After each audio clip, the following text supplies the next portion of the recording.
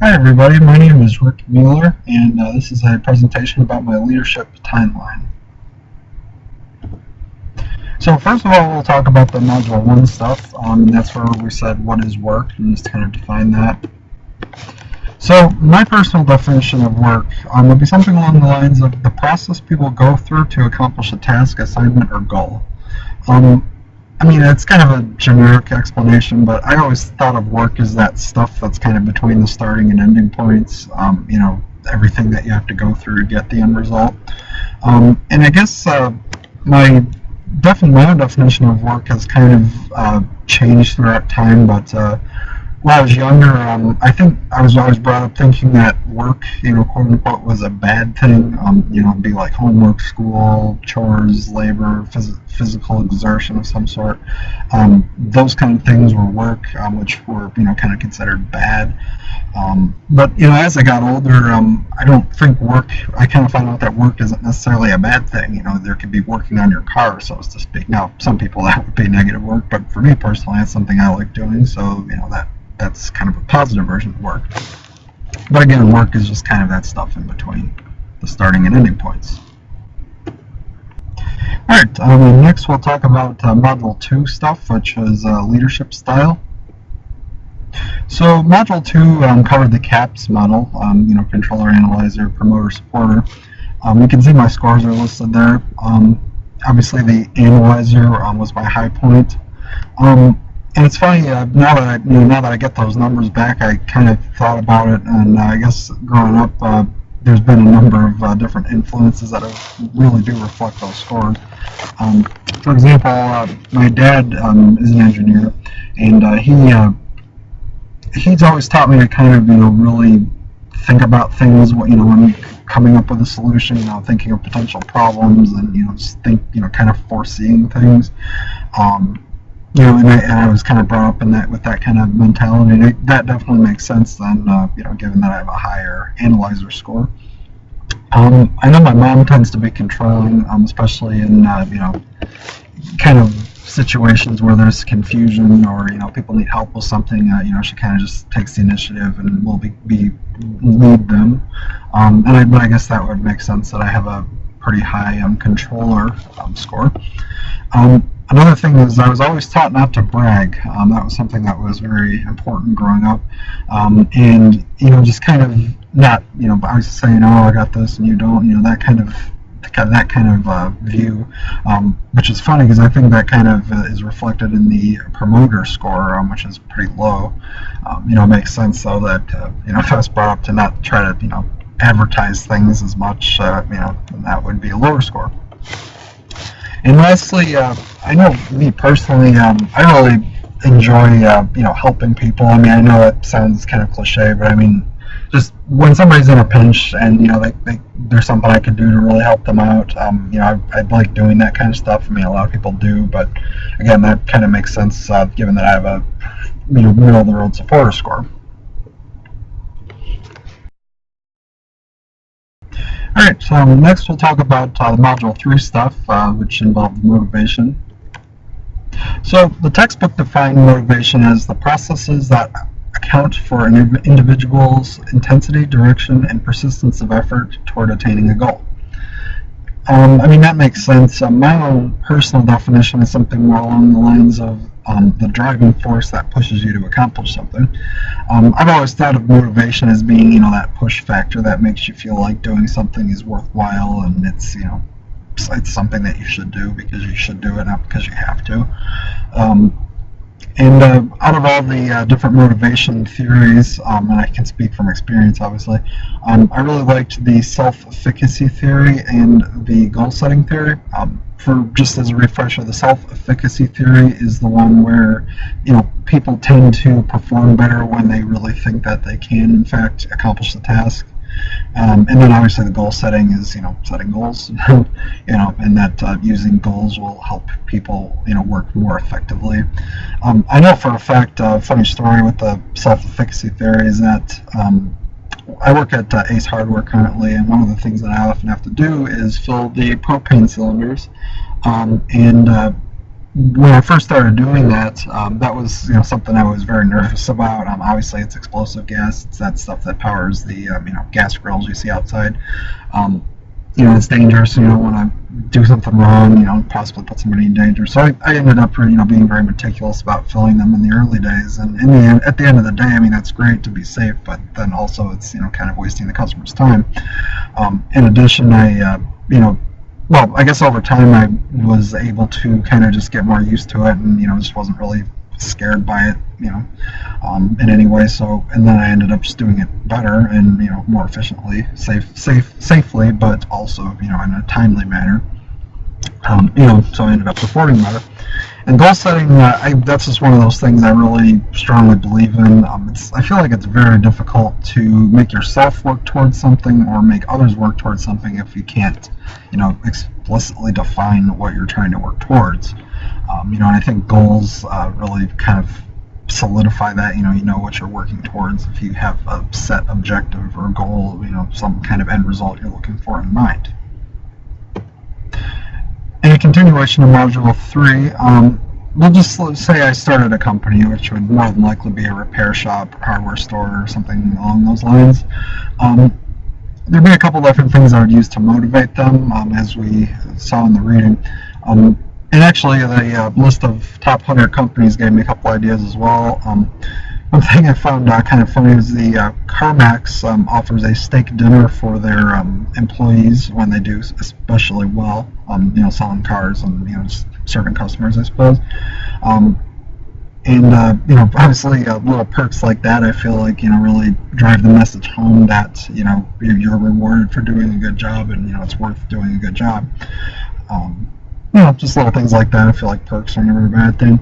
And also being open and flexible, to be able to accommodate people when they have problems or something comes up. And, obviously within reason, but, just being able to be flexible at times is never a bad thing.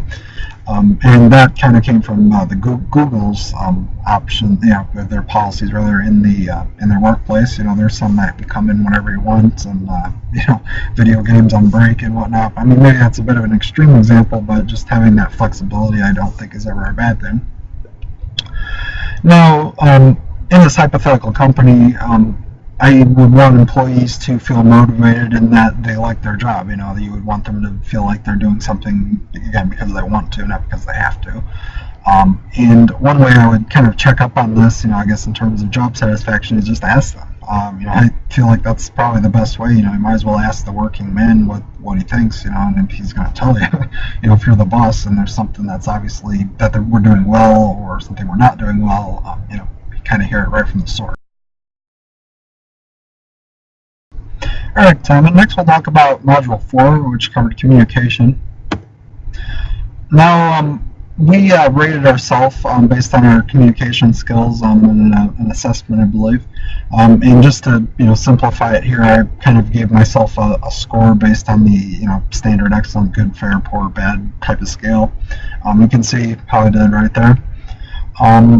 So obviously my stimulation is probably the worst out of all of them, and the respectfulness and being congruent being the best.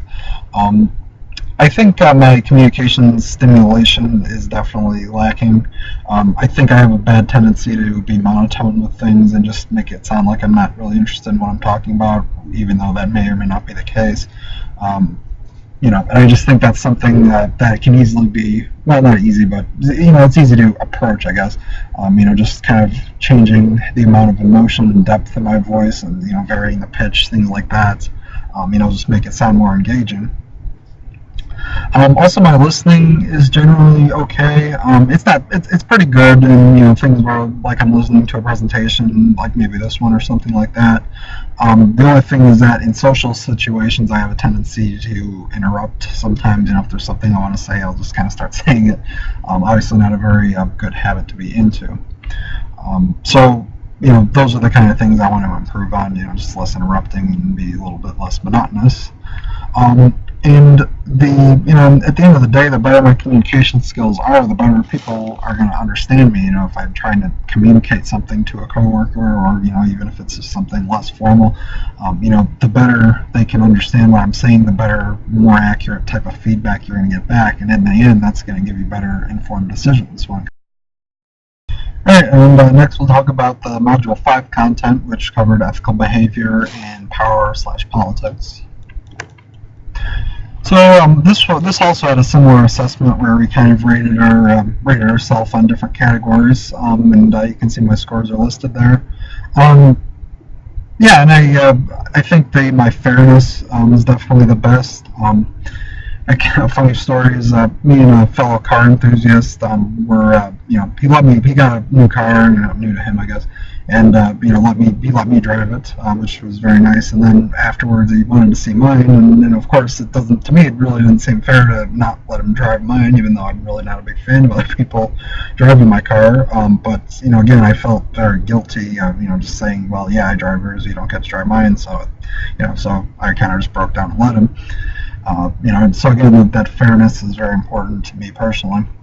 And then the other things, I guess all the other ones were 90%. Truth telling is generally okay. Obviously I'll tell white lies occasionally, or about really little things. I'll be back in 10 minutes. I'm actually back in 20 minutes. Things like that. Nothing big though. Promise keeping, I'm generally very good about, except for being on time. Telling people that I'm going to be somewhere and then I'm there 5 minutes late. It's maybe not a big deal, but it can be frustrating at times. Other than that, I'm usually very good about keeping things I say. And then respect for the individual is also very good, especially to their face. I'm not going to be rude to anybody, right in front of them. There's times where I may, talk negatively or, behind people's back, so to speak. Maybe if you're at home with your family or something, and you just start telling them about something that happened at work that day. Obviously, I don't know if that's all that uncommon, but you got to be careful. And moving forward, I guess I just kind of want to work on the timeliness, obviously, especially for important things. I don't want to be late to an interview or a presentation or something you really got to be there for. And obviously, just limiting the negative talk about people is also never a bad thing. Alright, and lastly I'll talk about the Module 6 stuff, which was leadership styles, that type of thing. So I guess, looking kind of in the mirror, so to speak, I find that my leadership model is probably closest to the path and goal theory that was touched on in the reading. Just to recap, the path goal theory is the one where, employees are motivated by the idea that they want to do it right, not because they have to or feel like they're obligated to. It's because they really feel like this is worth doing. I want to do it right. Do a nice job. That's kind of the underlying concept behind that one. And I find that there's actually been a couple group projects that I've kind of led in a similar way. I know freshman year, just a couple years ago now. At Purdue, there was a group project I was doing with some other engineers, and I, kind of was like, well, we want a good product. We were kind of making a product and then presenting it to the class as if it was an audience. But again, we kind of had the mentality that we want this to be a good product. We want it to not fall apart or be lousy in some way. We want it to feel like it really should be right for the sake of selling something that would be good, hypothetically. And there's been other projects I've kind of had a similar mentality. And at least for me personally, I know I operate a lot more effectively and efficiently if I feel like there's that real push to want to do it. There's a kind of that driving motivation, like I want it to be right because I want it to be right, not because I'm getting paid for it or because otherwise I'll get in trouble, something like that. I know personally that I operate a lot better like that, and I would imagine that would carry over for a lot of other people based on what I've seen. Alright, and that pretty much concludes the presentation. For reference, here are the web addresses for all the little pictures that I used throughout the presentation. But again, thank you for listening.